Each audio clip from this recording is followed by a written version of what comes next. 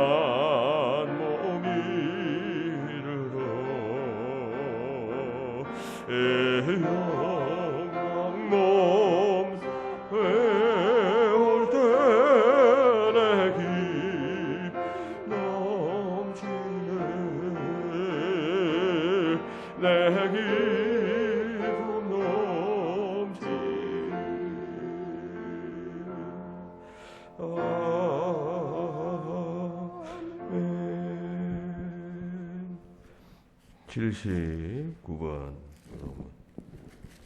79번 요한복음 15장 말씀 79번 교동문을 한 절씩 뜻 생각하며 교독합시다. 나는 포도나무요 너희는 가지라. 그가 내 안에 내가 그 안에 거하면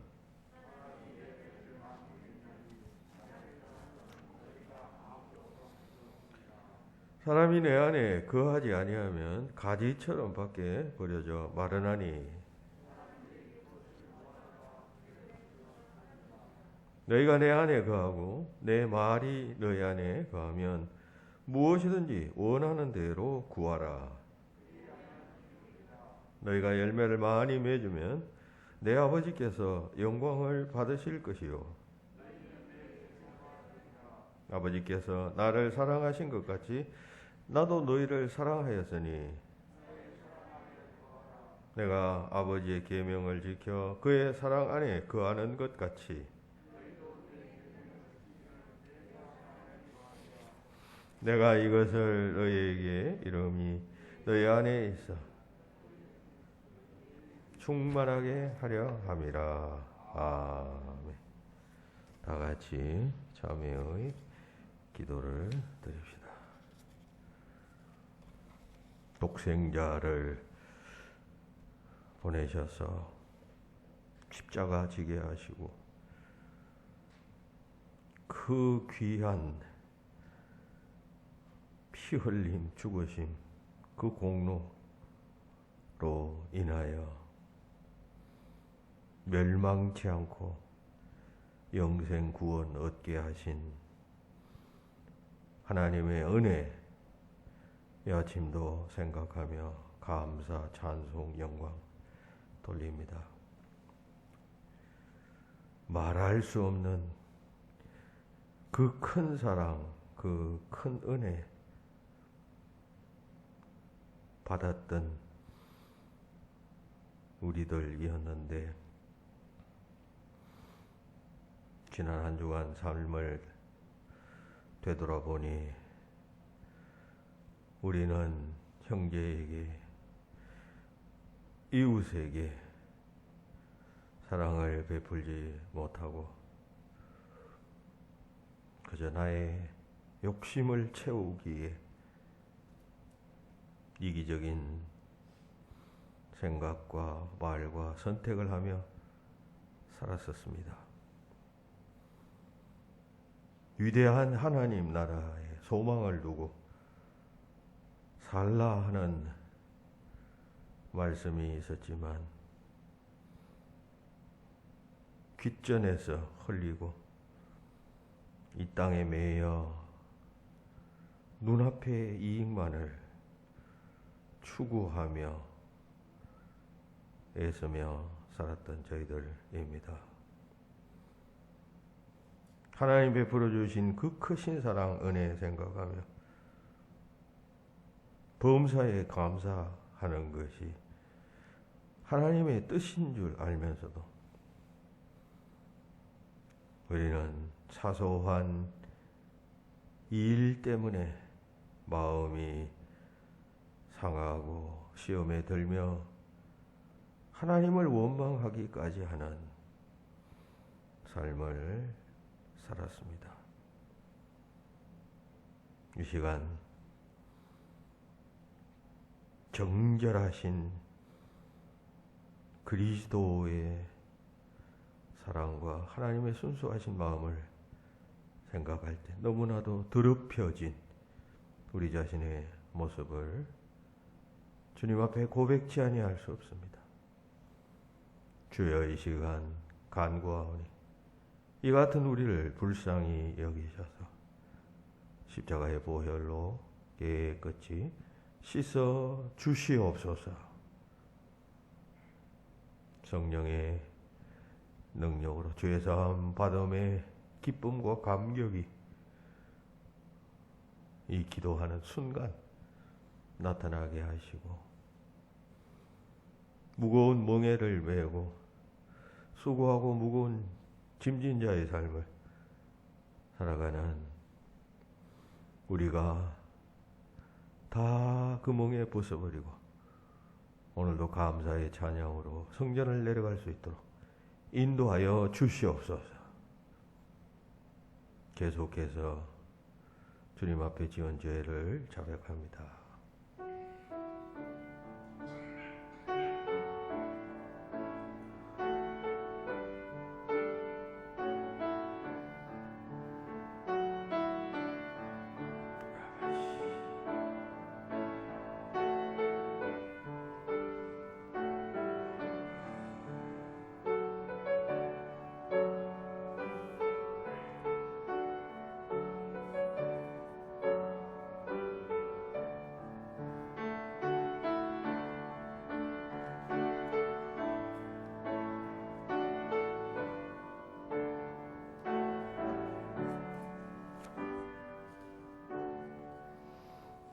이날에 너희를 위하여 속죄하여 정결하게 하리니 너희의 모든 죄에서 너희가 여호와 앞에 정결하게 되리라.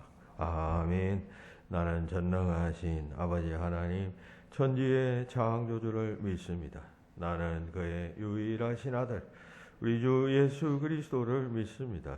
그는 성령으로 잉태되어 동정녀 마리아에게서 나시고 본디오 빌라도에게 고난을 받아 십자가에 못 박혀 죽으시고 장사된 지 사흘 만에 죽은 자 가운데서 다시 살아나셨으며 하늘에 오르시어 전능하신 아버지 하나님 우편에 앉아 계시다가 거기로부터 살아있는 자와 죽은 자를 심판하러 오십니다. 나는 성령을 믿으며 거룩한 공교회와 성도의 교제요 죄를 용서받는 것과 몸의 부활과 영생을 믿습니다. 아멘. 남국형 권사님 기도하겠습니다. 얼어붙은 얼음장 아래로도 강물이 유유히 흘러가고 있듯이 역병의 소용돌이 가운데서도 세월은 흘러 모든 목적을 그 뜻하심에 따라 이루시는 만유의 대주제 하나님을 찬양하나이다. 일찍이 주님께서 제자들에게 깨우쳐 주신 종말적 징조들의 소문을 들으면서도 노아의 때와 같이 소돔과 고모라의 때와 같이 무딘 심령으로 살아가는 이 세대를 긍휼히 여겨 주시옵소서. 이러한 때에 택하심을 입은 주의 자녀들은 말씀과 기도로 비차여 권면하고 파수꾼의 경성함으로 동력하게 하여 주시옵소서. 아말렉의 철병과 같은 원수의 세력이 애워싸울지라도 우리 가운데 역사하시는 주의 말씀의 횃불로 기드온의 용사들이 가진 횃불처럼 담대히 외치며 맞서게 하여 주시옵소서. 폐쇄된 국경을 전염병을 빌미하면서 더욱 굳게 걸어 잠근 북한 땅에 유린당하고 굶주리는 주민들의 처지를 긍휼히 여겨 주시옵시고 남한이 지원하는 대북 지원이 정권적인 지원이 되지 않게 하시며 북한 동포들의 민생고를 살리는 인도적 지원이 되도록 역사하여 주시옵소서. 대통령 선거가 가까워질수록 권력 쟁취를 위한 정쟁이 심화되고 있는 중에 연일 미사일을 발사하며 위협하는 북한의 도발이 자유대한민국의 평화를 흔들지 못하도록 지켜주시옵시고 선거가 공명하고 정대하게 치러질 것과 깊은 통찰력과 많은 백성을 아우르는 지도력을 소유한 대통령이 선출되기를 간절히 소망하나이다. 주의 교회에 끊임없는 하나님의 나라 선포와 대면 예배가 원활히 회복되게 하여 주시옵시고 전염병으로 움츠리고 침과하였던 성도들과 낙심하여 있거나 병중에 누워있는 성도들이 즐거이 나아오며 복음으로 교회를 새롭게 세상을 이롭게 함을 이뤄내는 한 해 되게 하여 주시옵소서. 담임 목사님 주의 사자로서의 거룩한 삶을 든든하게 세워주시옵시고 하나님의 평강과 기름진 복이 날로 더하게 하여 주시옵소서. 부목사님의 소명과 사역에도 함께 하여 주시옵시고 영육간 강건하여 형통한 길을 갈 수 있도록 인도하여 주시옵소서. 교회 학교를 위해 예배해 두신 교육 전도사가 주의 교회에 필요합니다. 속히 보내어 주시옵시고 아이들의 영적 성장인 삶의 길잡이로 주님의 심장을 가지고 어린아이들을 양육하여서 다음 세대를 굳건히 세워갈 수 있도록 인도하여 주시옵소서. 명절을 맞아서 성도들이 각각의 필요한 곳으로 행할 때 주일 성수의 의무를 잊지 않게 하여 주시옵시고 행여 실족하는 자리에 서지 않도록 붙들어 주시옵소서. 담임 목사님께서 전하시는 귀한 말씀을 듣고 깨닫게 하옵시며 우리 듣는 심령들 가운데 역사하여 주셔서 세상의 소리와 안목의 정욕에 의하여 소멸되지 않도록 힘써 지켜나갈 수 있는 귀한 성도들 되게 하여 주시옵소서. 주님의 임재 가운데 모든 예배가 주께 영광이 되게 하여 주시옵기를 원하오며 늘 살아계신 만유의 주제 되신 예수 그리스도의 존귀한 이름으로 기도하옵나이다. 아멘.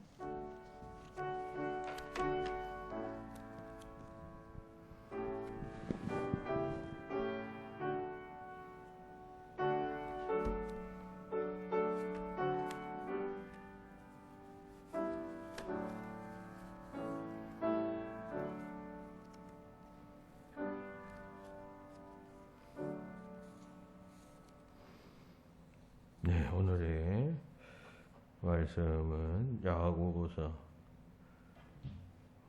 1장 2절부터 5절과 12절 한 절입니다. 야고보서 1장 2절부터 5절까지와 12절 말씀. 제가 가진 성경 371페이지, 신약 371페이지, 야고보서 2장 1장 2절로 5절을 먼저 읽겠습니다. 내 형제들아, 너희가 여러 가지 시험을 당하거든 온전히 기쁘게 여기라. 이는 너희 믿음의 시련이 인내를 만들어 내는 줄을 너희가 알미라. 인내를 온전히 구하라. 이는 너희로 온전하고 구비하여 조금도 부족함이 없게 하려 함이라. 너희 중에 누구든지 지혜가 부족하거든 모든 사람에게 후히 주시고 꾸짖지 아니하시는 하나님께 구하라. 그리하면 주시리라. 아멘. 넘어가서 12절을 공독합니다. 시험을 참는 자는 복이 있나니 이는 시련을 견디는 자가 주께서 자기를 사랑하는 자들에게 약속하신 생명의 면류관을 얻을 것이기 때문이라. 아멘.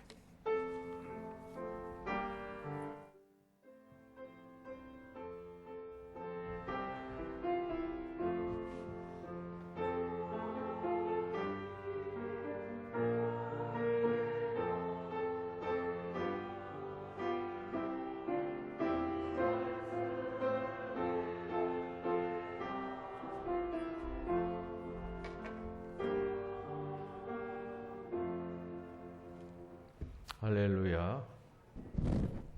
목사님, 이거 하우링이 좀 나네요.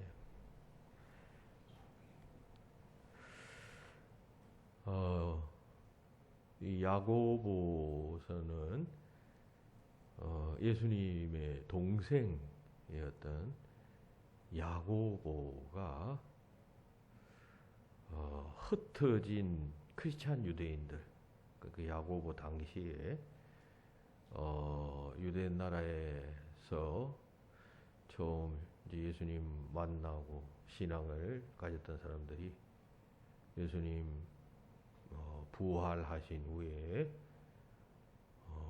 이제 그리스도인들이 많아졌잖아요. 그런 가운데 그리스도인들이 많아지자 박해를 받게 됩니다. 스데반의 순교 이후에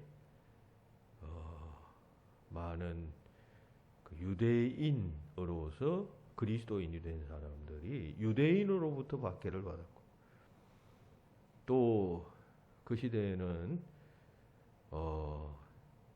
헬라 시대였기 때문에, 즉 마케도니아의 알렉산더 대왕, 그리고 그 후에 그 신구약 중간기에 그 마카비 형제, 또 시리아의 침공 등등 국제적 정세가 중동 지방을 중심으로 해서 대단히 복잡했습니다. 그래서 세계 여러 사람들이 많이 섞여 살던 그런 시대였습니다. 따라서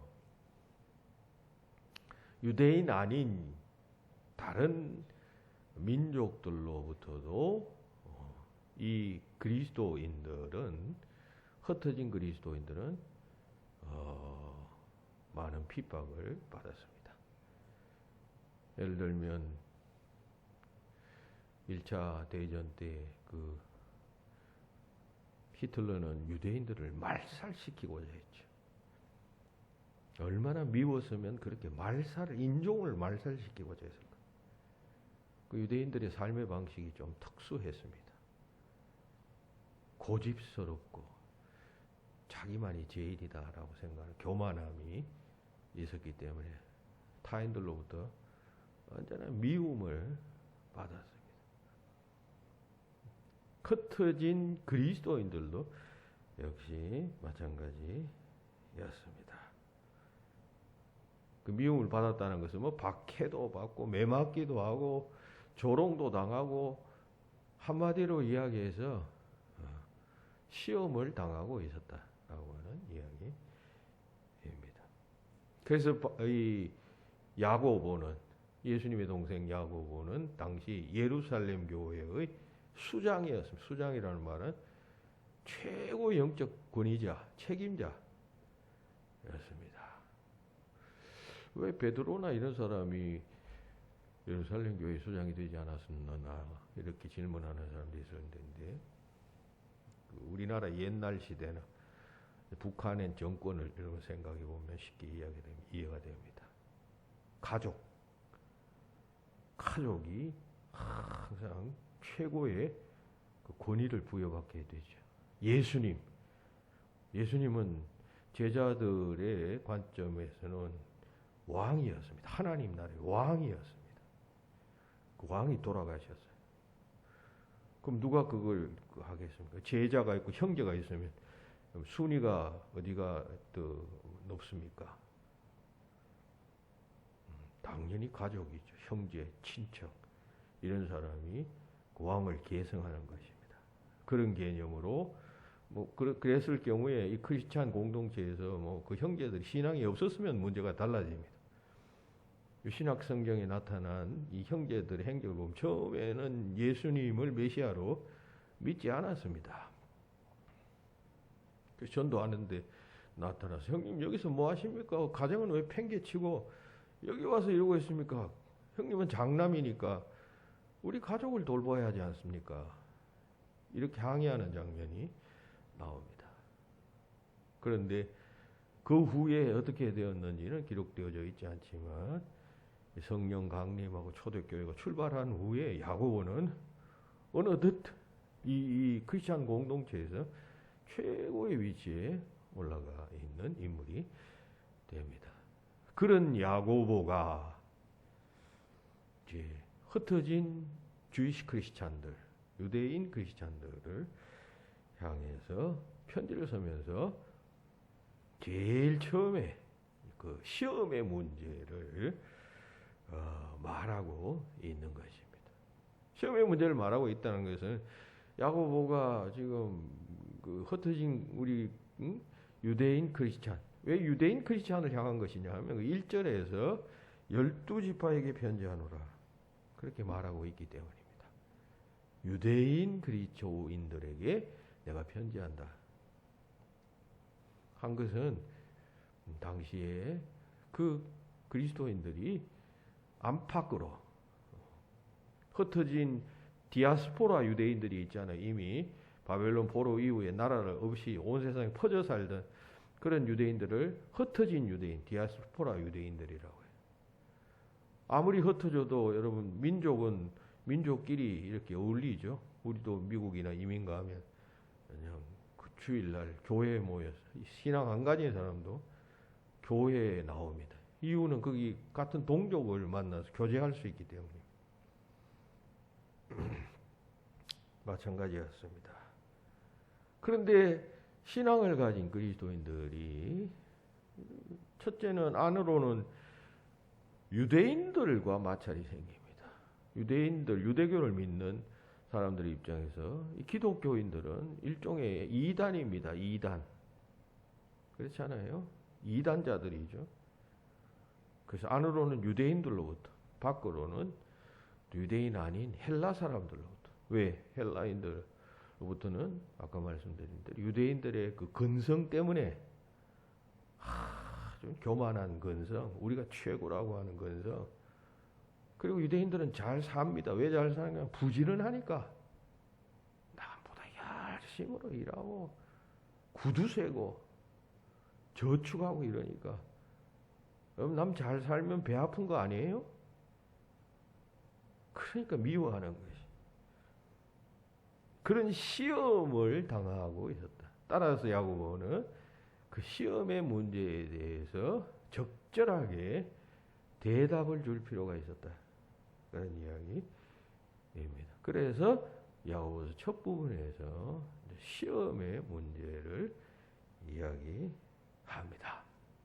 자, 그런데 우리가 야고보서 1장 전반부를 읽어보면 야고보가 말하는 시험은 두 종류의 시험이 있음을 말하고 있어요. 그리고 그 두 종류의 시험은 좀 각각 다른 것임을, 각각 다른 것이다 할 때 완전히 다른 것임을 말하고 있습니다. 그러면 두 종류의 시험이 다른 것이면 대처 방법도 달라야 하지 않아요?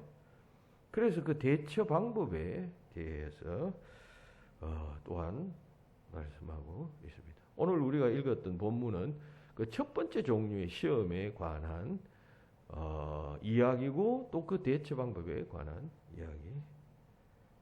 이야기입니다. 오늘 주보에는 그 두 가지를 다 포함하는 본문을 이야기했었는데요. 두 번째 종류의 시험은 이제 다음 주일날 여러분들에게 말씀을 드리고자 합니다. 그 시험을 당할 때 어떻게 해야 하는가? 여러분 신앙생활 할 때 우리가 매우 중요하게 생각하고 또 항상 관심을 가지고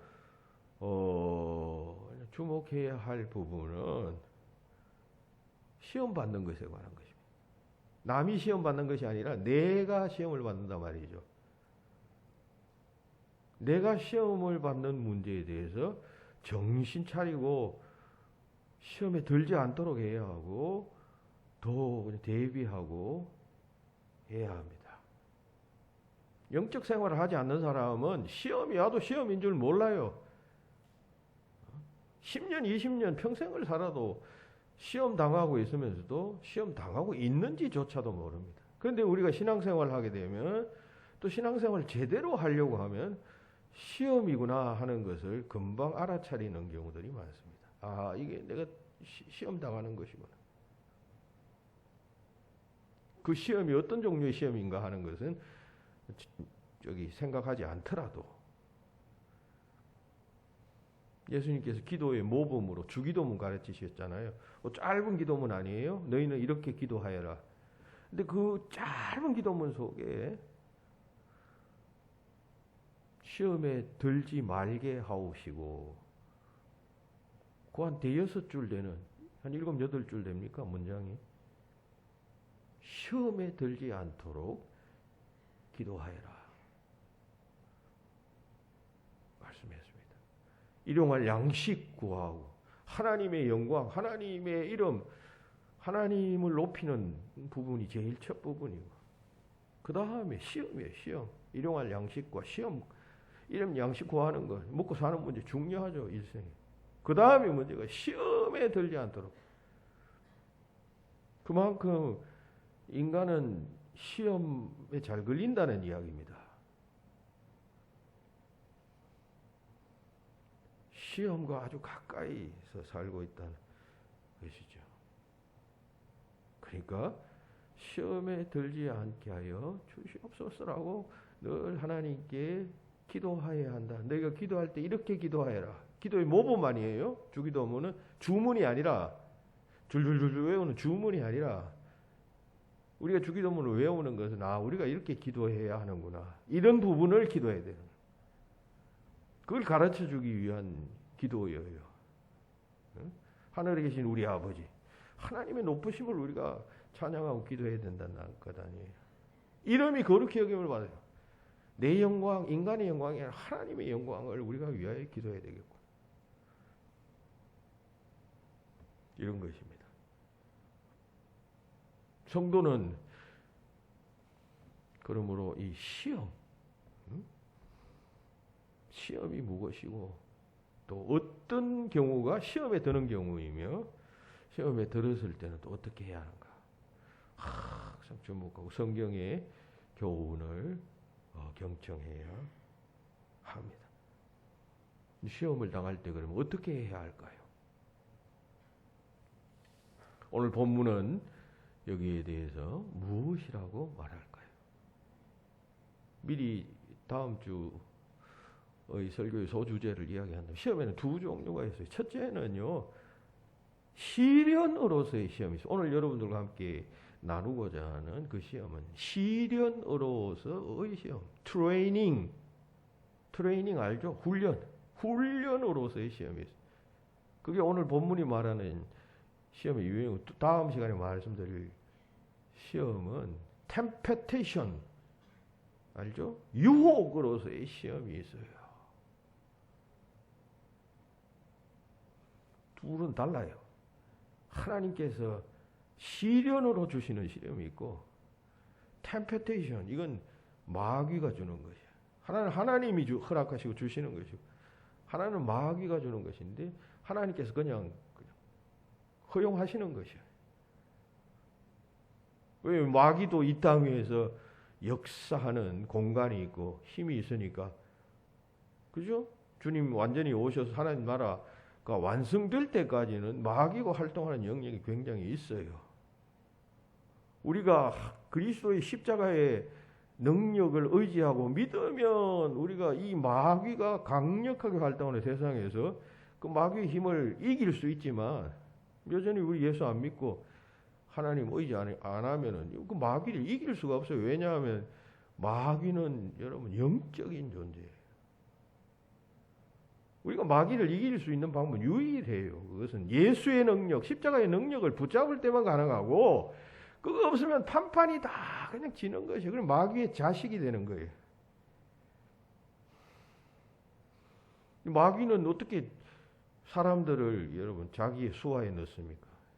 템페테이션, 유혹을 통하여 넘어지게 만들어 자기 사람이 되도록 만든다.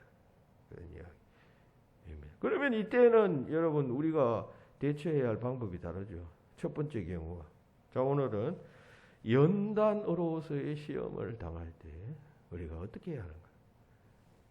본문을 통해서 본문의 대답을 통해서 교훈을 찾아봅시다. 오늘 본문 2절과 또 12절에서 말하는 이 시험이라는 헬라어 원어는 이게 페이라스모스라고 하는 단어예요. 페이라스모스. 이건 예기치 못한 어떤 시련, 트라이얼, 그 시련을 당할 때에 당하는 그런 류를 말합니다. 아까 말씀드린 대로 유대에 흩어진 유대인들이 그냥 그 지역에 살고 있는 그 유대교 믿는 기존의 유대인들로부터 받는 경멸과 그냥 순환 이런 것이에요. 또 헬라인들로부터 받는 그런 뭐 핍박, 괴롭힘 이게 시험이에요. 시련이에요. 그런 류의 시험을 말합니다.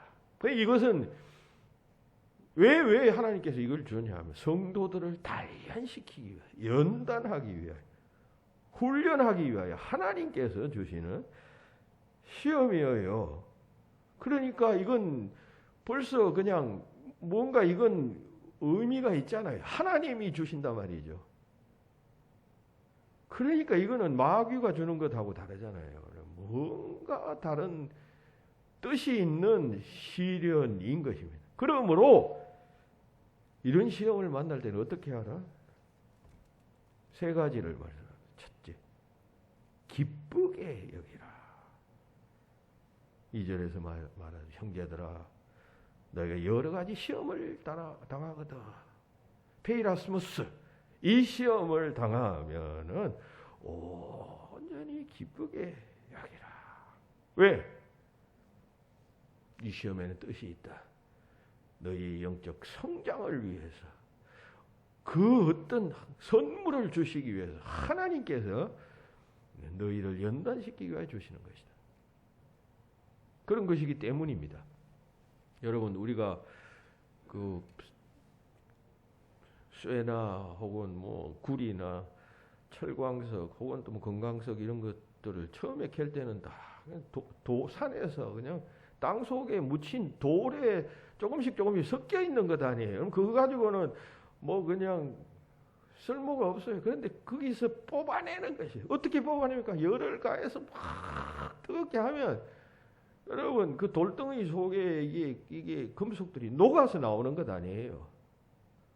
홍깨에서 부셔서 가루를 만들고 뭐 물에 넣고 뭐 그냥 한쪽은 뜨게 만들고 한쪽은 가랍게 만들고 이렇게 분리를 시켜서 만드는, 거기에는 반드시 연단이 있단 말이죠. 연단 후에 점검같이 되어져 나오는 것 아니에요? 그러니까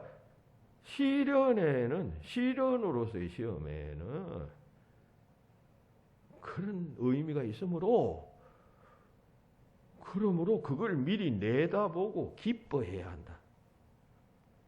이런 것입니다.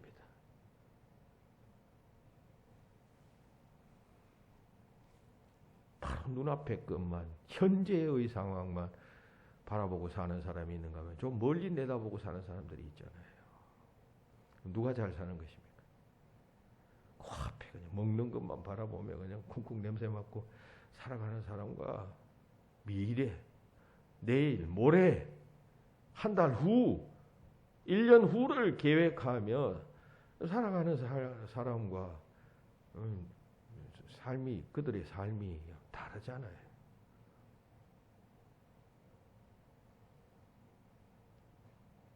그러니까 미래를 생각하는 사람은 오늘을 절제하기도 하고, 그리고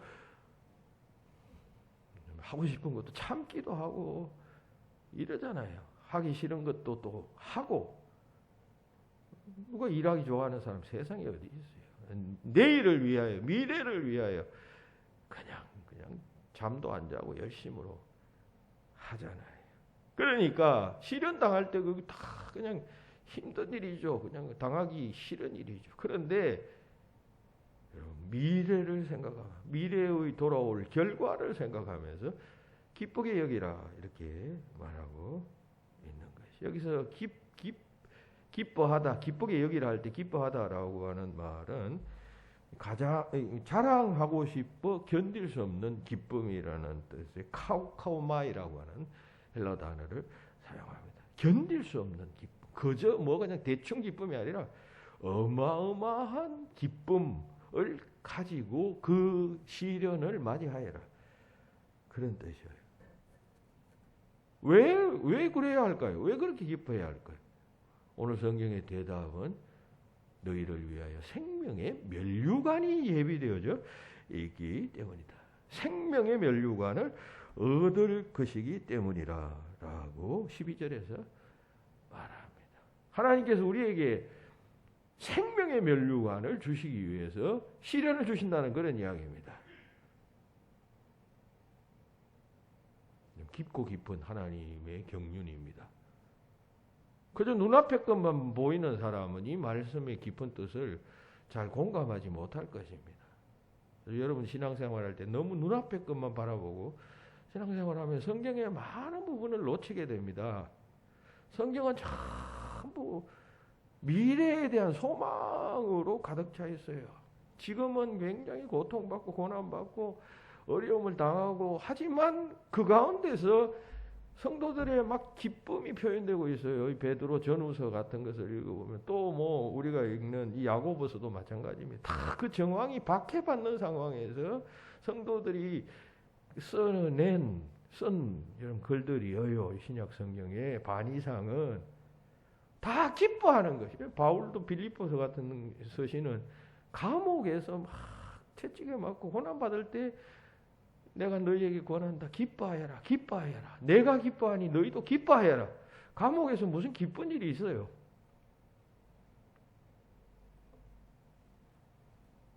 다 미래를 생각하니까. 주께로부터 받을 상을 생각하니까 지금 현재는 뭐 그냥 자유를 잃고 그냥 추위에 고통당하지만 기쁜 것이에요. 그러니까 신앙생활은 미래를 여러분 보다 얼마나 지금처럼 공감하느냐에 따라서 성경이 내게 가까이 오기도 하고 멀어지기도 하는 것이야. 왜 오늘날 많은 사람들이 신앙생활 안 하나요? 이 다 미래 이야기이기 때문이에요. 장차 올 다음 세계에 대한 이야기고 또 먼 훗날에 대한 이야기들이 많기 때문 아니에요. 다 요즘 말초적인 것, 눈에 보이는 것, 손에 잡혀지는 것에 대한 이야기를 해야지 다 달콤하고 주목하고 따라오지요. 그럼 다 그렇잖아요, 요즘.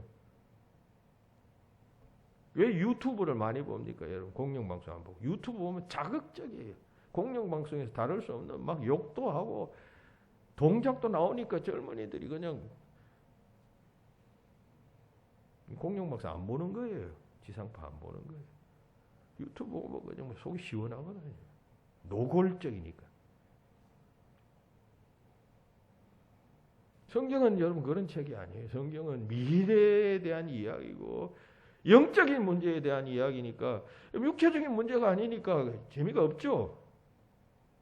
생물학적으로 살아가는 사람, 본능적으로 살아가는 사람, 감정대로 살아가는 사람. 그때 보이는 외적인 것만 바라보고 사는 사람들이 이게 무슨 재미가 있어요?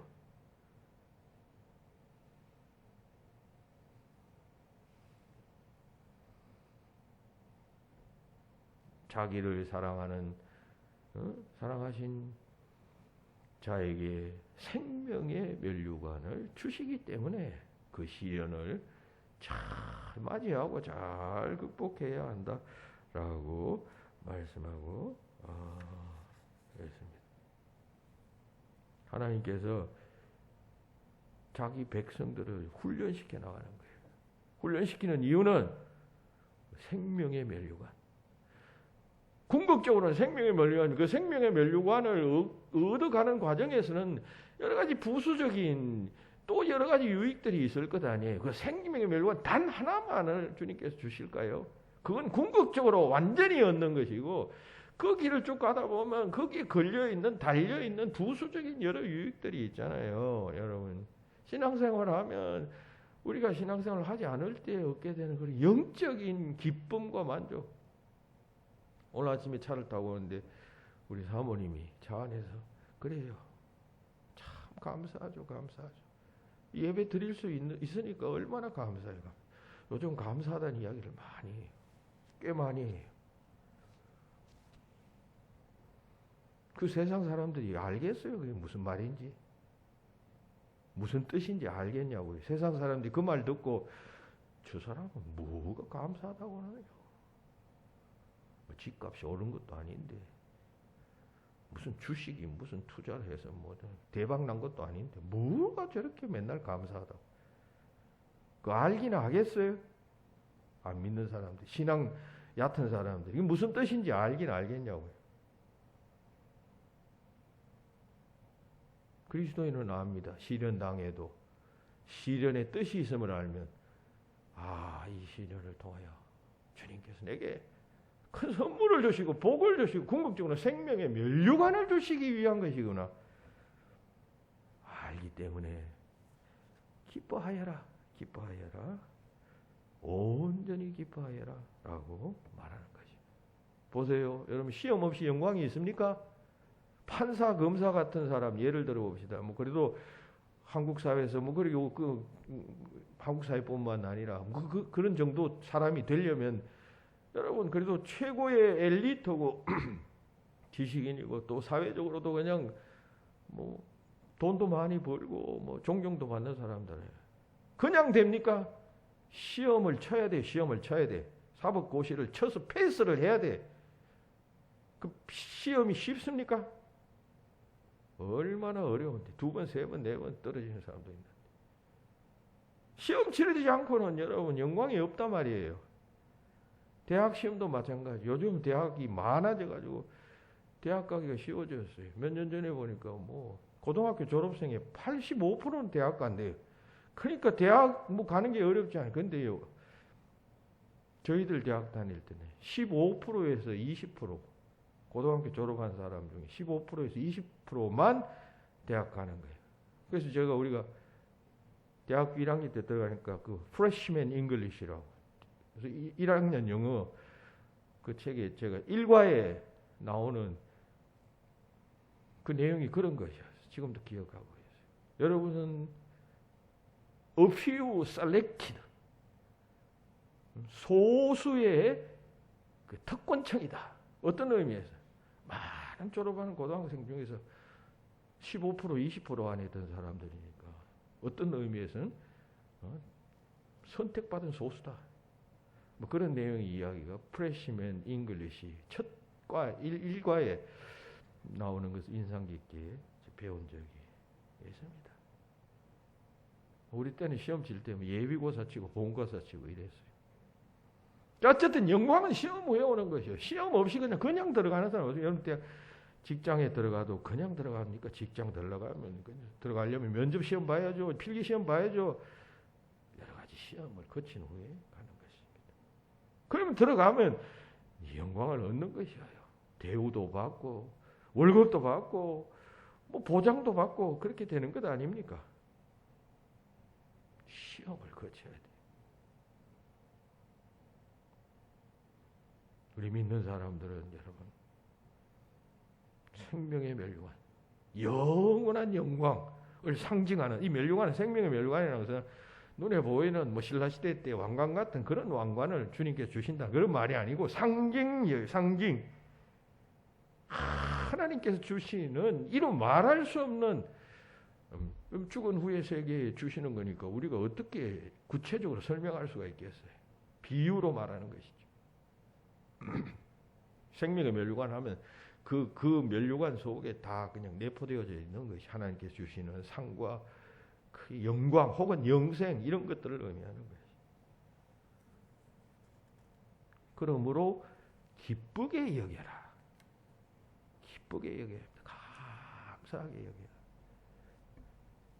둘째, 인내를 이루라.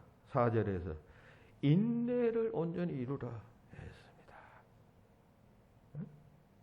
시험 받으면 기쁘게 여기고 두 번째 그 인내를 이루라. 잘 인내하라는 것이죠. 시험 그런 시련으로서의 시험을 당할 때 어떤 사람은 그냥 넘어지고 자빠지고 깨져버린 사람이 있고 어떤 사람은 견디고 이겨내는 사람이 있습니다. 여러분 생명의 멸류관은 이겨내는 사람에게만 주는 것이지 시험 받는 모든 사람에게 주는 게 아니에요. 시험 받아서 자빠지고 깨지고 포기해버리는 사람은 생명의 멸류관이 없는 것이에요. 제가 새벽기도 때 그런 이야기 했습니다. 여러분 물은 100도에 끓잖아요. 100도에 물이 끓어요. 99도까지는 안 끓어요. 아무리 불을 떼도 100도가 딱 돼야 100도까지 기다려야 100도까지 기다려야 100도가 될 때까지 인내해야 그럼 물이 끓어서 수증기가 되는 것이에요. 전기기관차는 212도를 가리켜야 그 전기가 212도가 돼야 전기기관차를 움직인답니다. 211도가 돼도 안 움직이는 거죠. 212도가 될 때까지 인내해야 그 1도가 그냥 인생의 성패를 좌우하는 것이에요. 시험이 올 때 잘 인내해야 합니다. 끝까지. 하나님께서 그만할 때까지 인내해야 하는 것이요. 내가 됐다. 아이고 나 더 이상 거기까지가 아니라 하나님께서 됐다. 그만할 때까지 인내로 이겨라. 인내해야 합니다. 시험을 당할 때. 인내하지 못하면 영광도 없는 것입니다. 갈라디아서 5장에 보면 성령의 9가지 열매에 대해서 말씀하잖아요. 오직 성령의 열매는 사랑과 희락과 화평과 온유와 절제와 오래 참음, 자비, 양선, 충성 뭐 이런 것 이야기야. 거기 보면 오래 참음이 있어요. 오래 참음 네 번째 열매로 말하고 있어요. 마이크로디미아라고 하는 말. 마이크로라고 하는 말이 길다. 여러분 마이크로 이야기 들어봤죠? 마이크로 버스 뭐 긴 차라는 뜻입니다. 긴 버스라는 뜻. 마이크로는 길다라는 뜻이고 디미아, 디모스라고 하는 단어 마음이라는 뜻이에요. 그러니까 이건 마음이 길다는 말인데 그 원뜻은 감정을 상하게 하는 일이 있어도 견뎌내는 계속 오래 길게 견뎌내는 속성이라는 원뜻이 있고 이게 오래 참음이라는 단어가 되었다. 그런 말입니다. 단순한 인내심이 아니라 결국 하나님께서 불의를 심판하시고 이기게 하시고 그리고 영광을 주신다는 사실을 믿고 길게 기다리는 마음, 그게 인내여요. 오래 참음이어요. 시련 당하면 그렇게 인내해야 합니다. 길게 기다려야 합니다. 그죠? 이게 일단 하나님께서 시련으로서 내게 지금 시험하신다라고 하는 판단이 들면 대처 방법은 첫째 기뻐하고 둘째는 인내. 그것을 지금 오늘에 보면 말씀하고 있어요. 셋째 5절에 말씀합니다. 지혜가 부족하거든 하나님께 구하라. 지혜를 구하라 라고 말합니다. 시험 당하면 지혜를 구하라. 무슨 말인가 하면 여러분 이 시련이라는 것이 시험이라는 것이 아까 두 종류가 있다 했잖아요. 그러니까 이게 분별하기가 쉽지가 않아요. 목사 같은 저희들 혹은 또 신앙생활 열심히 하는 사람도 이게 시련으로서 시험인지 유혹으로서의 시험인지 이거 잘 구분 못할 때가 있어요. 그러니까 분별력이 있어야죠. 분별력이 있으면 뭐가 있어야 돼요? 지혜가 있어야 돼. 지혜라는 게 세속적 지혜가 아니라 영적 지혜. 지혜가 있어야 이게 트라이알로스의 시험인지 아니면 유혹으로서의 시험인지 구분이 되잖아요. 여러분 어려운 일을 만날 때 이게 뭐야? 이게 하나님이 주시는 건지 마귀가 주는 건지 일단 구분해야 되잖아요. 구별해야 되잖아요. 그래 대처 방법이 달라지니까. 그럼 그거 뭘로 구별해요, 여러분? 지혜로서 구별하는 것이. 하나님께서 주시는 소피아로 구분하는 것이에요. 그럼 그건 그냥 주어지나요? 하나님께서 기도하는 자에게 주지. 성령께서 주시는 건데. 그러므로 지혜를 구하라는 것입니다. 이 시험이 하나님께서 주시는 것이 아니면 내 정욕, 내 욕심을 추구하다가 내가 만나는 유혹인지 분별할 수 있어야 합니다. 생각보다 지혜가 부족한 사람들이 너무 많아요. 신앙생활 하는 사람들도 지혜가 너무 부족해요. 뭐가 뭔지도 몰라요. 그냥 지 고집대로 해오던 대로 그렇게 살아가요. 지혜를 구해야 돼요. 지혜를 구해. 구하라는 말은 기도하라는 말 아니에요.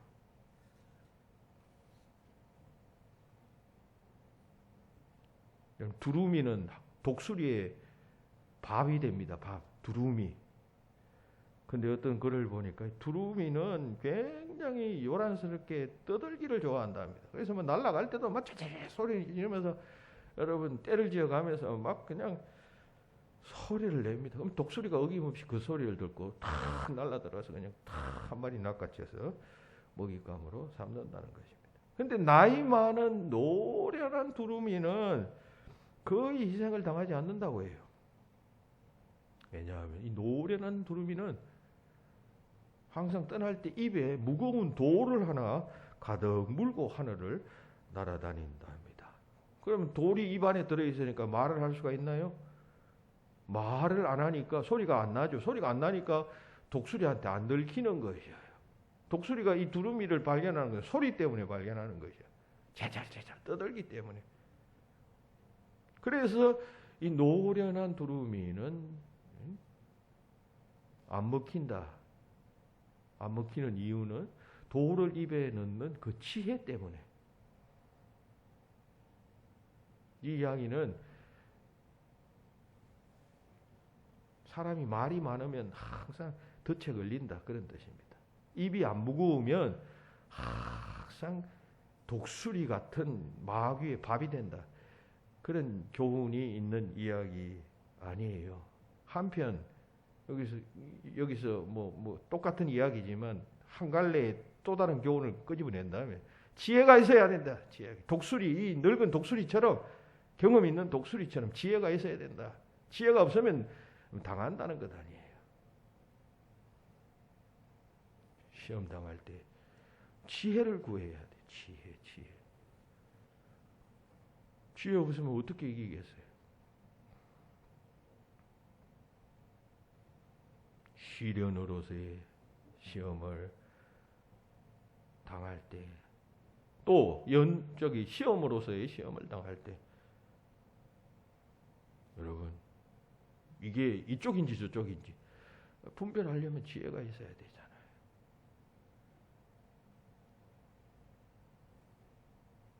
이 연단으로서의 시험을 당할 때 우리가 어떻게 해야 하는가? 세 가지를 오늘 본문은 이야기합니다. 온전히 기쁘게 여기고 인내로서 이기고 지혜를 구해야 합니다. 구하면 하나님께서는 방향을 제시하시고 길을 제시하시며, 그리고 그 시험을 왜 극복해야 하는가 하는 동기를 유발시키시며, 하늘의 상에 관한 여러분 비전을 하나님께서 주시지 않겠어요? 말씀했습니다. 예수님의 공생애는 시험으로 시작됐어요. 그리고 마지막도 시험으로 끝났어요. 예수님 공생애 시작할 때 시험은 아시죠? 마지막 시험은 제자들이 기도할 때 졸고 앉았으니까 시험에 들지 않도록 깨어 기도하여라. 마지막 겟세마네 동산에서 여러분 시험 이야기를 하시면서 기도하라고 말했어요. 그 예수님도 그 겟세마네 동산에 피땀 흘려 기도하셨어요. 왜? 그 십자가를 져야 하느냐 말아야 하느냐. 그 사명의 문제 때문에. 십자가 지지 말아라. 마귀는 유혹을 했을 것입니다. 하나님은 져라 하셨을 것입니다. 그 기도해야 되잖아요. 지혜를 구해야 하잖아요. 일종의 시험이죠, 여러분. 십자가 지지 말라는 것은 여러분 일종의 시험이죠. 한편 그거는 영원한 구원을 위한 어떤 시련으로서의 시험의 의미도 있겠습니다. 시험에서 시작했고 끝에 시험으로 끝났어요. 그렇다면 중간에도 예수님께서 시험에 관한 이야기 많이 하셨어요. 베드로가 주는 그리스도시요 살아계신 하나님이십니다 하고 난 다음에 십자가를 지지 마소서 하니까 사탄아 물러가라. 사탄이 너를 시험 거는구나 한 것 아니에요. 예수님은 일생 공생애 동안 이 시험의 문제에 대해서 아주 그냥 안테나를 곤두세우고 여러분 보았던 대단히 영적인 분이심을 알 수가 있어요. 신앙이 없는 사람은 뭐 시험은 무슨 시험, 세상 돌아가는 게 그런 것이고 살다 보면 그렇게 되는 것이지, 이런저런 일이 있는 것이 그게 무슨 시험이고 영적이고 무슨 하나님이 주시는 거고 마귀가 헛소리 하지 마. 그럴 겁니다. 예수님이 그러셨다면 우리 삶도 그럴 거예요. 시험의 연속이에요. 이게 지나쳐서 그냥 정상적인 기능까지 상실하고 문제가 되면 그건 또 정신적인 뭐 질병의 차원으로 또 볼 수가 있어요. 그 과유불급이에요. 지나쳐도 안 되고 모자라도 안 되는 것이에요. 적당해야 하는 것이. 문제는 그냥 전혀 관념이 없으니까 시험은 무슨 시험? 다 그건 뭐 인간 사회에서 그런 거지. 이렇게 생각하기 때문에 여러분 무디어지는 것입니다. 시험에 승리하는 자, 시련으로서 시험을 당할 때 기뻐하고 인내하고 하나님께 지혜를 구함으로 결국 생명의 멸류관을 써야 합니다. 왜? 그것은 우리의 영원한 목표, 궁극적 목표이기 때문에. 그런 복된 삶 사시는 여러분 다 되시기를 주의 이름으로 축원합니다. 기도하십니다.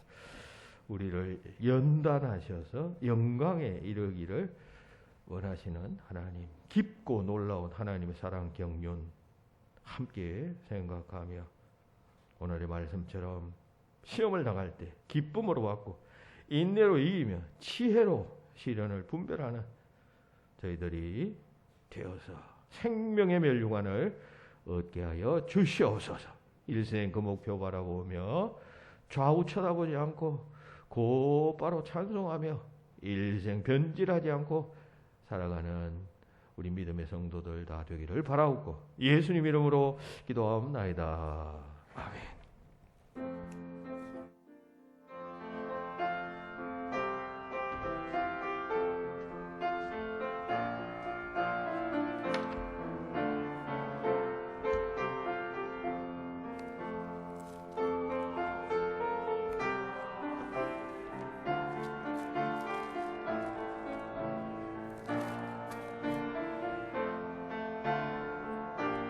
늘리지라 너 시험을 새 힘을 얻고 주 예수를 믿어 늘 승리하라 그 주의 힘과 그의 위로를 빌 주님 내 편에 서서 항상 도우시니 내 친구를 삼아 날 선택하고 너행을 삼아 널 조심하라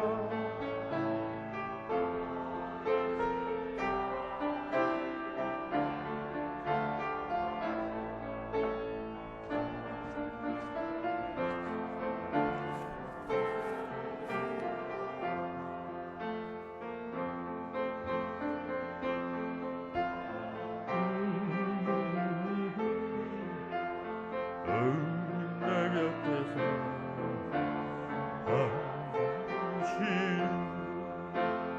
야 이기는 자는 상관이 너 낙심지 말고 널 던지라 내 구세주의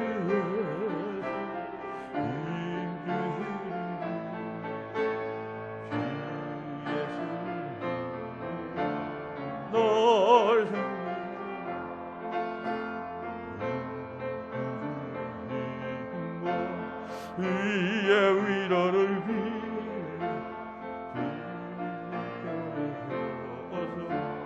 항상 도우시 네, 감사한 거 고성원 집사님, 김경호 권사님 가정 범사 감사합니다 하셨습니다.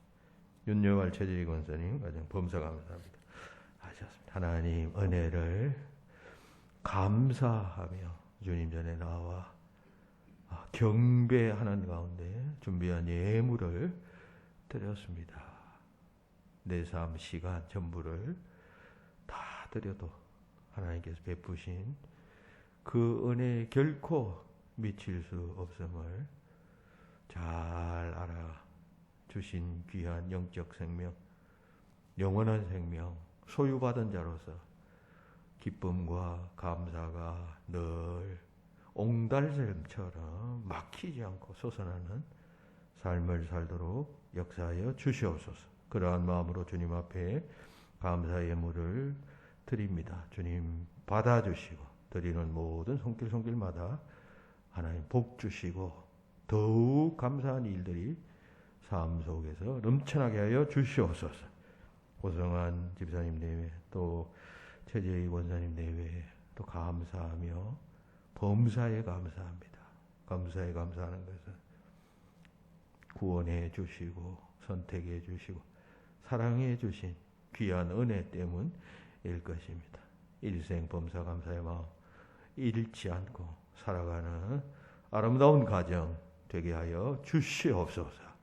11조 예물 기뻐 받으시고 여러모로 어려운 가운데서 주님 앞에 감사하는 모든 심령들 하나님 복 주셔서 물질의 풍요로운 귀한 은혜를 주시고 물질 때문에 어려움 당하지 않는 주의 자녀들이 다 되게 하여 주시옵소서. 주 예수 그리스도 이름으로 감사하며 기도하옵나이다. 아멘. 교회 소식 주보를 참고하시기 바랍니다. 1월 마지막 주일입니다. 이번 주 금요일은 입춘입니다. 입춘. 오늘 조금 추워졌는데 입춘이 되면 이제 봄이 서는 것이에요. 예? 설립자, 봄춘자 아니에요? 이제 봄이 된다는 이야기입니다. 봄 되면 뭐 입춘문 혹은 또 입춘대길 이런 글을 문설주 문 앞에 이렇게 붙입니다. 옛날에는 이 입춘에 관한 의례들이 있었습니다. 이게 첫 절기였기 때문에. 근데 요즘에는 그냥 입춘축 혹은 입춘대길 이런 글만 쓰고 있습니다. 이게 그 뭡니까? 주역사상 이런 데서 나온 것이죠. 우리는 전통적으로 뭐 이런 게 있어 왔다는 정도만 알고 우리 그리스도인들은 계절의 변화도 그리고 생명의 생성도 마름도 다 하나님께서 주관하신다는 믿음을 가지고 살아가야 하겠습니다. 코로나 확진자 수가 이제 14,000명 27일 기준입니다. 늘어났습니다. 그 중에서 경기 서울 지방이 56%를 차지하고 있습니다. 주의하시고 27일 유세해야 할 것 같으면 감염자의 3분의 2는 재감염자인 것으로 조사되었답니다. 한 번 걸리면 우린 통상 내성이 생겨서 안 걸린다 이렇게 생각하는데 그게 아니라 걸려도 또 걸린다 그런 이야기입니다. 그러니까 방심하면 안 되겠습니다. 주의해야 하겠습니다. 특별히 아이들 요즘 학교 갔다 오고 이러면 아이들은 어른보다 경계심이 없으니까 쉽게 될 가능성이 높습니다. 아이에게 반드시 손 씻기고 이렇게 잘 할 수 있도록 어른들이 관심을 가져야 하겠습니다. 2부 예배 후에 공동의회에 모이겠습니다. 2월 1일 이 설날입니다. 그러니까 어제부터 이제 이렇게 설을 쉬기 위해서 시골로 이동하는 분들이 많습니다. 코로나 상황에서 조심하시고 잘 판단하셔서 어려움 당하지 않도록 하시기 바랍니다. 지난주에 광고 드렸습니다만은 고성한 김경호 집사님 가정에서 1,000만원 11조 헌금을 드려주셨습니다. 감사합니다. 기도하시겠습니다. 이제는 우리 주 예수 그리스도의 은혜와 하나님 아버지의 크신 사랑하심과 성령님의 교통하심이 모인 모든 성도들 위해 지금으로부터 영원히 함께하기를 축원하옵나이다. 아멘.